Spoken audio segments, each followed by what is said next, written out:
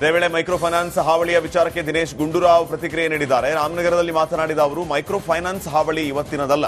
CM Siddaramaiah ಕೂಡ ನಿನ್ನೆ ಸಭೆಯನ್ನ ಮಾಡಿದ್ದಾರೆ. ಕಾನೂನು ಪ್ರಕಾರ ಕ್ರಮಕ್ಕೆ ಆಗ್ರಹಿಸಿದ್ದಾರೆ. ಸಾಲ ಕೊಡೋರಿಗೂ ಹಣ ತೆಗೆದುಕೊಳ್ಳೋರಿಗೂ ಹೊಣೆಗಾರಿಕೆ ಇರುತ್ತೆ. ಸಾಲ ಕೊಟ್ಟವರು ದೌರ್ಜನ್ಯ ಮಾಡಿ ಹಣ ಕೇಳಬಾರದು. ದೌರ್ಜನ್ಯ ಮಾಡಿದವರ ಮೇಲೆ ಕಾನೂನು ಕ್ರಮ ಕೈಗೊಳ್ಳಬೇಕಾಗುತ್ತೆ. ಕಾನೂನು ಪ್ರಕಾರವಾಗಿ ಸಾಲ ವಸೂಲಿ ಮಾಡುವಂತೆ ನಿನ್ನೆ ತೀರ್ಮಾನ ಮಾಡಲಾಗಿದೆ ಅಂತ ಹೇಳಿದರು.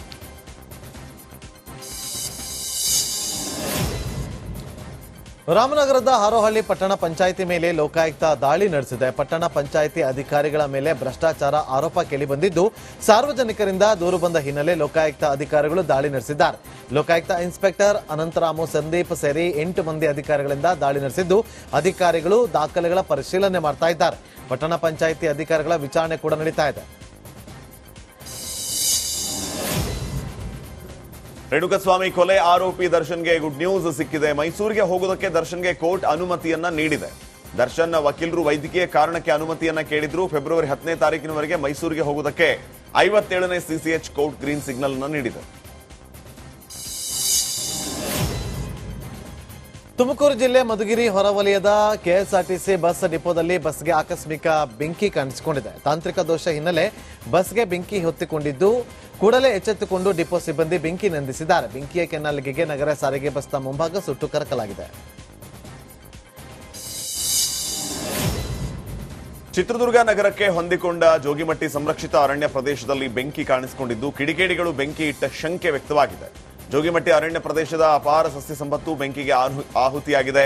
ಅರಣ್ಯ ಪ್ರದೇಶದ ತುದಿಯಲ್ಲಿ ಬಿದ್ದ ಬೆಂಕಿಗೆ 100 ಎಕರೆ ಅರಣ್ಯ ಪ್ರದೇಶ ಬೆಂಕಿಯ ಕೆನ್ನಾಲಿಗೆಗೆ ಸುಟ್ಟು ಕರಕಲಾಗಿದೆ. ಇನ್ನು ಅರಣ್ಯದಲ್ಲಿ ವಾಸಿಸುವ ಪ್ರಾಣಿ ಪಕ್ಷಿಗಳು ಬೆಂಕಿಗೆ ಆಹುತಿಯಾಗಿದೆ. ಇತ್ತೀಚೆಗೆ ಅರಣ್ಯ ಇಲಾಖೆ ನೆಟ್ಟಿದ್ದ ಸಸ್ಯಗಳೂ ಕೂಡ ಬೆಂಕಿಯ ಶಾಖಕ್ಕೆ ಬೆಂದು ಹೋಗಿದೆ. ಅರಣ್ಯ ಇಲಾಖೆಯ ಸಿಬ್ಬಂದಿ ಬೆಂಕಿ ನಂದಿಸುವ ಕಾರ್ಯ ಸಮರೋಪಾದಿಯಲ್ಲಿ ನಡೆಸಿದ್ದಾರೆ.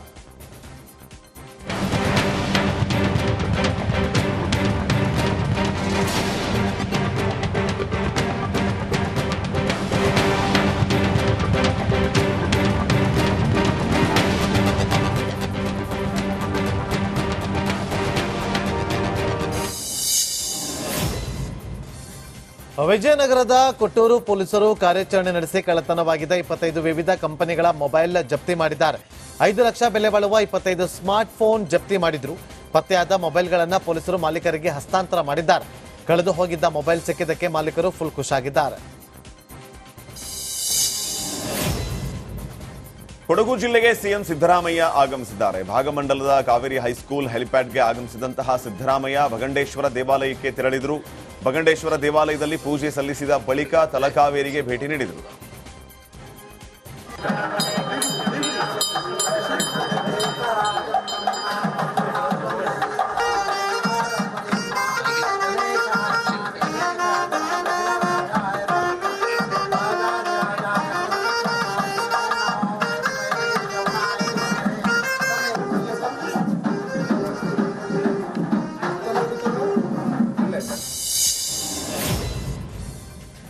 ಕೊಡಗು ಜಿಲ್ಲೆಯ ಭಾಗಮಂಡಲ ಮೇಲ್ಸೇತುವೆ ಉದ್ಘಾಟನೆ ವಿಚಾರ ಸಂಬಂಧ ಸಿಎಂ ಸಿದ್ದರಾಮಯ್ಯ ಪ್ರತಿಕ್ರಿಯಿಸಿದರು.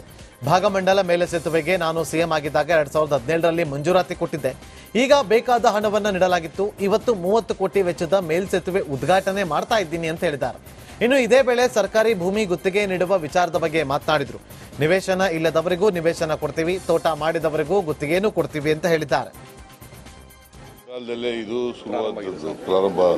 ನಾನೇ 2016ರಲ್ಲಿ ಇದಕ್ಕೆ ಮಂಜೂರಾತಿ ಕೊಟ್ಟದ್ದು. ಹುಬ್ಬಳ್ಳಿ ನೇಹಾ ಹಿರೇಮಠ ಕೊಲೆ ಪ್ರಕರಣ ಮತ್ತೆ ಮುನ್ನೆಲೆಗೆ ಬಂದಿದೆ. ಹುಬ್ಬಳ್ಳಿಯ ಪಿಸಿ ಜಾಬಿನ್ ಕಾಲೇಜ್ಗೆ ಪ್ರಮೋದ್ ಮುತಾಲಿಕ್ ಭೇಟಿ ನೀಡಿದ್ರು. ಈ ವೇಳೆ ಪಿಸಿ ಜಾಬಿನ್ ಕಾಲೇಜಲ್ಲಿ ಬಿಸಿಎ ಓದ್ತಾ ಇದ್ದ ಆರೋಪಿ ಫಯಾಜ್ ನನ್ನ ಕಾಲೇಜಿಂದ ಅಮಾನತು ಮಾಡುವಂತೆ ಮುತಾಲಿಕ್ ಒತ್ತಾಯಿಸಿದರು. ಕಳೆದ ವರ್ಷ ಏಪ್ರಿಲ್ 18ರಂದು ಬಿವಿಬಿ ಕಾಲೇಜಲ್ಲಿ ನೇಹಾ ಹಿರೇಮಠ ಕೊಲೆ ನಡೆದಿದ್ದು, ಈವರೆಗೆ ಕೊಲೆ ಮಾಡಿದ ಒಬ್ಬ ವಿದ್ಯಾರ್ಥಿಯನ್ನ ಯಾಕೆ ಅಮಾನತು ಮಾಡಿಲ್ಲ ಅಂತ ಪ್ರಾಚಾರ್ಯನ ತರಾಟೆಗೆ ತೆಗೆದುಕೊಂಡರು. ಈ ಕೂಡಲೇ ಅಮಾನತು ಮಾಡಿ, ಇಲ್ಲ ಅಂದ್ರೆ ಕಾಲೇಜು ಮುಂದೆ ಹೋರಾಟ ನಡೆಸುವುದಾಗಿ ಪ್ರಮೋದ್ ಮುತಾಲಿಕ್ ಎಚ್ಚರಿಕೆಯನ್ನ ನೀಡಿದರು. ನೋಡಿ, 2 ದಿನದ ಹಿಂದೆ ನೇಹಾ ಹಿರೇಮಠ್ ಅವರ ಅಪ್ಪ ನಿರಂಜನ ಹಿರೇಮಠ್ ಅವರು ನನ್ನ ಹತ್ರ ಬಂದು ಅವರು ಬಹಳ ದುಃಖದಿಂದ ನೋವಿನಿಂದ ಕಣ್ಣೀರು ಹಾಕಿ ಹೇಳಿದರು, 9 ತಿಂಗಳಾದರೂ ಮುತಾಲಿಕರಿಗೆ ಏನೂ ಆಗಿಲ್ಲ. ಸೊ ಪೇಪರ್ ಒಂದು ಟೇಬಲ್ ಇನ್ನೊಂದು ಟೇಬಲ್ವರೆಗೆ ಹೋಗೇ ಇಲ್ಲ, ಇನ್ಕ್ವೈರಿ ಆಗ್ತಾ ಇಲ್ಲ, ಏನೂ ಆಗ್ತಾ ಇಲ್ಲ. ಸೊ ಹೀಗಾದರೆ ಹೇಗೆ, ನೀವೇ ನ್ಯಾಯ ಕೊಡಿಸ್ಬೇಕು ಅಂತನ್ನುವಂಥ ಹೇಳಿದ್ದರಿಂದ ನಾನು ಇದರ ಸಂಬಂಧಪಟ್ಟ ಎಲ್ಲವನ್ನೂ ಕುಲಂಕಷವಾಗಿದ್ದಂಥ ವಿಚಾರವನ್ನು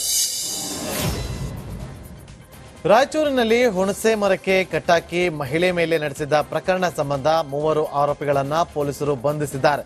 ಘಟನೆಯ ವಿಡಿಯೋ ವೈರಲ್ ಆಗಿದ್ದು, ನಾಗರಾಜ್, ರಂಗನಾಥ್ ಹಾಗೂ ಅಯ್ಯಣ್ಣ ಅನ್ನುವವರನ್ನ ಪೊಲೀಸರು ಅರೆಸ್ಟ್ ಮಾಡಿದ್ದಾರೆ.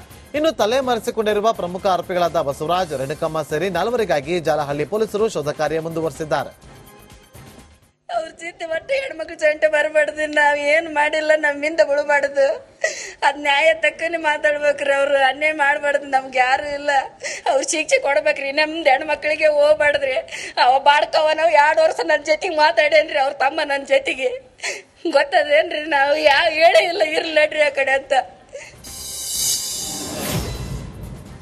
ಸಿಎಂ ಸಿದ್ದರಾಮಯ್ಯ ಕುಟುಂಬಕ್ಕೆ ಇಡಿ ಸಂಕಷ್ಟ ತಪ್ಪಿಲ್ಲ. ಇಡಿ ವಿರುದ್ಧವೇ ಸಿಎಂ ಪುತ್ರ ಯತೀಂದ್ರ ವಾಗ್ದಾಳಿಯನ್ನು ನಡೆಸಿದ್ದಾರೆ.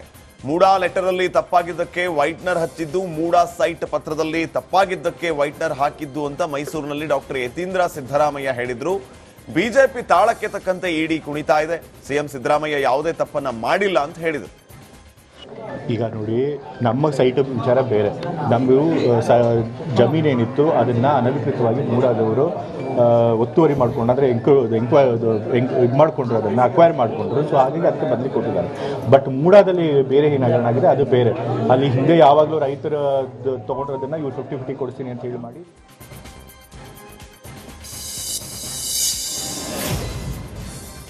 ಕಾಂಗ್ರೆಸ್ ನಾಯಕರಿಗೆ ಮೂಡಾ ಉರುಳು ಸುತ್ತಿಕೊಳ್ತಾ ಇದೆ. ಮೂಡಾ ವಿಚಾರದಲ್ಲಿ ನನ್ನ ಯಾವ ಪಾತ್ರವೂ ಇಲ್ಲ ಎಂದು ಮೈಸೂರಲ್ಲಿ ಸಚಿವ ಡಾಕ್ಟರ್ HC ಮಹದೇವಪ್ಪ ಹೇಳಿದರು.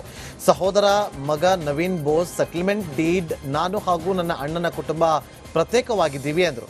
ನವೀನ್ ಬೋಸ್ ತೆಗೆದುಕೊಂಡಿರುವ ಸೈಟ್ ಬಗ್ಗೆ ನನಗೆ ಗೊತ್ತಿಲ್ಲ. ಸಚಿವ ಡಾಕ್ಟರ್ HC ಮಹದೇವಪ್ಪ ಸ್ಪಷ್ಟನೆ ಕೊಟ್ಟಿದ್ದಾರೆ. ನಾವು ಇಂಟರ್ಫಿಯರ್ ಆಗಿಲ್ಲ. ಚೀಫ್ ಮಿನಿಸ್ಟರ್ ಆಗಲಿ, ನಾನು ಆಗಲಿ ಎಂದೂ ಆಡಳಿತದಲ್ಲಿ ಪ್ರವೇಶ ಮಾಡಿದವರೆಲ್ಲ ಮಧ್ಯ ಪ್ರವೇಶ ಮಾಡಿ ಕೊಟ್ಟಿದ್ದಾರೆ. That is A administrative decision. ಅವನು ತಗೊಂಡಿದ್ದಾನೆ, ಕೊಟ್ಟಿದ್ದಾನೆ. It's between damn. In no where we are connected. ಇಲ್ಲ, ಸಪ್ರೇಟಾಗಿ ಇದ್ದಾನಲ್ಲ, ಸಪ್ರೇಟಾಗಿ. ಅದಕ್ಕೂ ನಿಮ್ಮ ಇವ್ರಿಗೂ ಸಂಬಂಧನೇ ಇಲ್ಲ, ಸಪ್ರೇಟಾಗಿ ಇದ್ದಾನೆ ಅವನು. Divided family. ಮೈಕ್ರೋ ಫೈನಾನ್ಸ್ಗೆ ಸರ್ಕಾರದಿಂದ ಮೂಗುದಾರ ಹಾಕುವ ವಿಚಾರಕ್ಕೆ ಸಂಬಂಧಪಟ್ಟಂತೆ ಮೈಸೂರಿನಲ್ಲಿ ಸಿಎಂ ಸಿದ್ದರಾಮಯ್ಯ ಪ್ರತಿಕ್ರಿಯಿಸಿದ್ದಾರೆ. ಶೀಘ್ರದಲ್ಲೇ ಕಾನೂನು ಜಾರಿಯನ್ನ ಮಾಡ್ತೇವೆ, ಸುಗ್ರೀವಾಜ್ಞೆ ಜಾರಿ ಮಾಡಿಯೇ ಮಾಡ್ತೀವಿ ಅಂತ ಹೇಳಿದರು. ಫೈನಾನ್ಸ್ಗೆ ಹೆದರಿ ಆತ್ಮಹತ್ಯೆ ಮಾಡ್ಕೋಬೇಡಿ, ಕಠಿಣ ಕ್ರಮ ಕೈಗೊಳ್ಳುತ್ತೀವಿ ಅಂತ ಸಿಎಂ ಸಿದ್ದರಾಮಯ್ಯ ಹೇಳಿದರು.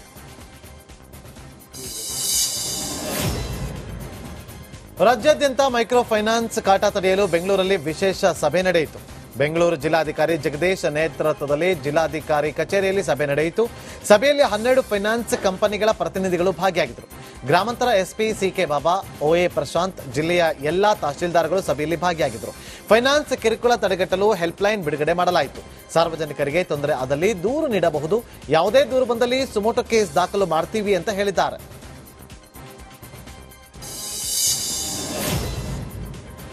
ಮೈಕ್ರೋ ಫೈನಾನ್ಸ್ ವಿಚಾರದ ಸಂಬಂಧ ಬೆಂಗಳೂರಿನಲ್ಲಿ ಗೃಹ ಸಚಿವ ಡಾಕ್ಟರ್ G. ಪರಮೇಶ್ವರ್ ಪ್ರತಿಕ್ರಿಯೆ ನೀಡಿದರು. ಇನ್ನು 2-3 ದಿನದಲ್ಲಿ ಸುಗ್ರೀವಾಜ್ಞೆ ಜಾರಿ ಮಾಡಲಿದ್ದೀವಿ ಅಂತ ಹೇಳಿದರು. RBI ನೀಡಿರುವಂತಹ ಗೈಡ್ಲೈನ್ಸ್ ನಂತೆ ಕಾನೂನು ಜಾರಿಯಾಗುತ್ತೆ. ಫೈನಾನ್ಸ್ನವರು ಕೋರ್ಟ್ಗೆ ಹೋಗ್ತಾರೆ. ಜನರ ಪರವಾಗಿ ನಾವಿದ್ದೀವಿ ಅಂತ ಡಾಕ್ಟರ್ G. ಪರಮೇಶ್ವರ್ ಹೇಳಿದರು. ಗದಗದಲ್ಲಿ ಆಟೋ ಚಾಲಕರಿಗೆ ಮೈಕ್ರೋ ಫೈನಾನ್ಸ್ ಸಿಬ್ಬಂದಿ ಕಿರುಕುಳ ನೀಡುತ್ತಿದ್ದಾರೆ. ಈ ಬಗ್ಗೆ ರಿಪಬ್ಲಿಕ್ ಕನ್ನಡ ವರದಿ ನಂತರ SP ಖಡಕ್ ಸೂಚನೆ ಕೊಟ್ಟಿದ್ದಾರೆ. ಆಟೋ ಚಾಲಕರಿಗೆ ಕಿರುಕುಳ ನೀಡದಂತೆ ಎಚ್ಚರಿಕೆ ನೀಡಲಾಗಿದೆ. ಸರ್ಕಾರದ ಆದೇಶ ಉಲ್ಲಂಘನೆ ಮಾಡಿದರೆ ಕಠಿಣ ಕ್ರಮ ತೆಗೆದುಕೊಳ್ಳುವುದಾಗಿ ಗದಗ SP BS ನ್ಯಾಮಗೌಡ ಅವರಿಂದ ಖಡಕ್ ಎಚ್ಚರಿಕೆ ರವಾನೆಯಾಗಿದೆ. ರಾಮನಗರದ ಚನ್ನಪಟ್ಟಣ ಉಪಚುನಾವಣೆಯಲ್ಲಿ ಕಾಂಗ್ರೆಸ್ ಭರ್ಜರಿ ಗೆಲುವು ಹಿನ್ನೆಲೆ ಕ್ಷೇತ್ರದ ಮತದಾರರಿಗೆ ಧನ್ಯವಾದ ತಿಳಿಸುವುದಕ್ಕೆ ಬೃಹತ್ ಸಮಾವೇಶ ಆಯೋಜನೆ ಮಾಡಲಾಗಿದೆ. ಫೆಬ್ರವರಿ 2ನೇ ತಾರೀಕು ಚನ್ನಪಟ್ಟಣದಲ್ಲಿ ಕೃತಜ್ಞತಾ ಸಮಾರಂಭ ಆಯೋಜನೆ ಮಾಡಿದ್ದು CM Siddaramaiah, DCM DK Shivakumar ಸೇರಿ ಹಲವು ಸಚಿವರು, ಶಾಸಕರು ಭಾಗಿಯಾಗಲಿದ್ದಾರೆ. ನಿರೀಕ್ಷೆಗೂ ಮೀರಿದ ಅಂತರವನ್ನ ಕ್ಷೇತ್ರದ ಜನರು ಕೊಟ್ಟಿದ್ದಾರೆ ಅಂತ ಚನ್ನಪಟ್ಟಣ ಶಾಸಕ CP ಯೋಗೇಶ್ವರ್ ಹೇಳಿದರು. ದೇವನಹಳ್ಳಿಯ ಹೊಸಕೋಟೆ ನಗರದಲ್ಲಿ ಕಸಾಯಿಖಾನೆ ಮೇಲೆ ಹಿಂದೂಪರ ಸಂಘಟನೆ ಕಾರ್ಯಕರ್ತರ ದಾಳಿ ನಡೆದಿದ್ದು, ಪುನೀತ್ ಕೆರೆಹಳ್ಳಿ ನೇತೃತ್ವದಲ್ಲಿ ದಾಳಿ ನಡೆಸಲಾಗಿದೆ ಅಂತ ಹೇಳಲಾಗ್ತಾ ಇದೆ. ತಾವು ಮಾಡಲು ತಂದಿದ್ದ 6 ಹಸುಗಳ ರಕ್ಷಣೆ ಮಾಡಲಾಗಿದೆ. ಸ್ಥಳಕ್ಕೆ ಹೊಸಪೇಟೆ ಹೊಸಕೋಟೆ ಡಿವೈಎಸ್ಪಿ ಶಂಕರಗೌಡ ಅಣ್ಣಾಸಾಹೇಬ್ ಪಾಟೀಲ್ ಭೇಟಿ ನೀಡಿದ್ರು. ಪೊಲೀಸರು ಕಟಾವಾಗಿದ್ದಂತಹ ಗೋಮಾಂಸವನ್ನ ವಶಕ್ಕೆ ಪಡೆದಿದ್ದಾರೆ. ಹೊಸಕೋಟೆ ಪೊಲೀಸ್ ಠಾಣೆಯಲ್ಲಿ ಪ್ರಕರಣ ದಾಖಲಾಗಿದೆ.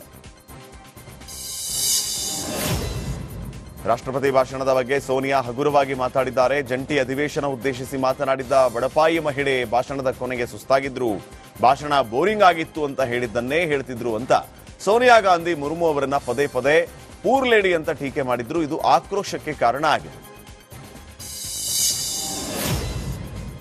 ನಟಿ ಮಮತಾ ಕುಲಕರ್ಣಿ ಸನ್ಯಾಸ ದೀಕ್ಷೆಗೆ ವಿರೋಧ ವ್ಯಕ್ತವಾಗಿದೆ. ಪ್ರಯಾಗ್ರಾಜಲ್ಲಿ ಮಹಾಮಂಡಲೇಶ್ವರರಾಗಿ ಸನ್ಯಾಸ ದೀಕ್ಷೆ ಪಡೆದಿದ್ರು. ಆದರೆ ಈಗ ನಟಿಯನ್ನ ಮಹಾಮಂಡಲೇಶ್ವರ ಸ್ಥಾನದಿಂದ ವಜಾ ಮಾಡಲಾಗಿದೆ.